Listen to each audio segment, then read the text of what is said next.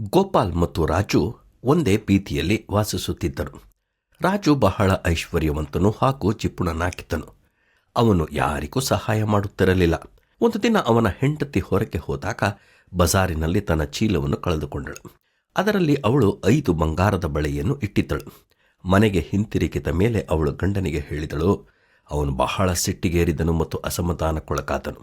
ಅವನು ತನ್ನ ಸ್ನೇಹಿತನ ಬಳಿ ಹೋಗಿ ತನ್ನ ನೋವನ್ನು ಹಂಚಿಕೊಳ್ಳಬೇಕೆಂದು ಹೋದನು. ಅಷ್ಟರಲ್ಲಿ ಅದೇ ಬಜಾರಿನಲ್ಲಿದ್ದ ಗೋಪಾಲನ ಹೆಂಡತಿಗೆ ಆ ಚೀಲ ಸಿಕ್ಕಿತು. ಅವಳು ಮನೆಗೆ ಬಂದು ತನ್ನ ಗಂಡನಿಗೆ ತೋರಿಸುತ್ತಿದ್ದ ಸಮಯದಲ್ಲಿ ರಾಜು ಅವರ ಮನೆಗೆ ಬಂದನು. ರಾಜು ಗೋಪಾಲನಿಗೆ ಹೇಳಿದ ನಂತರ ಶೀಲಾ ತನಗೆ ಸಿಕ್ಕ ಆ ಚೀಲವನ್ನು ತೋರಿಸಿದಳು. ಅವನು ಸಂತೋಷದಿಂದ ತನ್ನದೇ ಎಂದು ಒಪ್ಪಿಕೊಂಡನು. ಆದರೆ ಅವನಲ್ಲಿದ್ದ ಕೆಟ್ಟ ಸ್ವಭಾವ ಅವನಲ್ಲಿ ಅತಿ ಆಸೆಯನ್ನುಂಟು ಮಾಡಿತು. ಅವನು ತಕ್ಷಣ, ಇದು ಮಾತ್ರವಲ್ಲ, ಇದರಲ್ಲಿ ಇನ್ನೂ 5 ದೊಡ್ಡ ಬಳೆಗಳು ಕಾಣೆಯಾಗಿದ್ದಾವೆ ಎಂದನು. ಬಹಳ ದುಃಖಕ್ಕೊಳಗಾದ ಗೋಪಾಲ್ ಮತ್ತು ಅವನ ಹೆಂಡತಿ ಊರ ಪಂಚಾಯಿತಿಯನ್ನು ಸೇರಿಸಿದರು.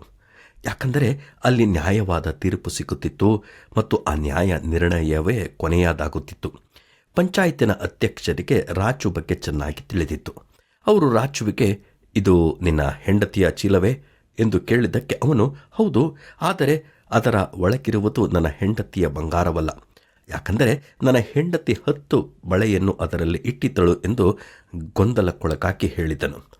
ಯಾಕಂದರೆ ತಾನು ಮಾಡುತ್ತಿದ್ದುದು ತಪ್ಪು ಎಂದು ರಾಜುವಿಗೆ ತಿಳಿದಿತ್ತು. ತಕ್ಷಣ ಪಂಚಾಯಿತಿಯ ಅಧ್ಯಕ್ಷರು, ಸರಿ, ಹಾಗಿದ್ದರೆ ನಿನ್ನ 10 ಬಳೆಯನ್ನು ನಾನು ಹುಡುಕಲು ಆದೇಶಿಸುತ್ತೇನೆ ಮತ್ತು ಚೀಲದಲ್ಲಿರುವ ನಿನ್ನ ಹೆಂಡತಿಯ ಬಂಗಾರವಲ್ಲದಿರುವ ಕಾರಣ ಇದನ್ನು ಗೋಪಾಲನ ಹೆಂಡತಿಗೆ ಕೊಡುವುದಾಗಿ ಪಂಚಾಯಿತಿ ನಿರ್ಧರಿಸಿದೆ ಎಂದರು. ರಾಜು ಮಾತಿಲ್ಲದೆ ದುಃಖವಾಗಿ ಹೊರಟು ಹೋದನು. ಅವನು ಸುಳ್ಳಾಡಿದ್ದರಿಂದ ತನಗಾದ ಶಿಕ್ಷೆ ಎಂದುಕೊಂಡು ಹೋದನು. ಪ್ರಾಮಾಣಿಕತೆಯು ಮನುಷ್ಯನ ಜೀವನದಲ್ಲಿ ಅಗತ್ಯವಾಗಿರುವ ಪ್ರಮುಖ ಸ್ವಭಾವವಾಗಿರುತ್ತದೆ. ಪ್ರಾಮಾಣಿಕರು ದೇವರ ದೃಷ್ಟಿಯಲ್ಲಿ ಯೋಗ್ಯರಾಗಿರುತ್ತಾರೆ ಮತ್ತು ಅವರು ಆತನ ಆಶೀರ್ವಾದವನ್ನು ಹೇರಳವಾಗಿ ಪಡೆದುಕೊಳ್ಳುತ್ತಾರೆ. ನಾನು ಹೇಳುವುದು ಸರಿತಾನೆ?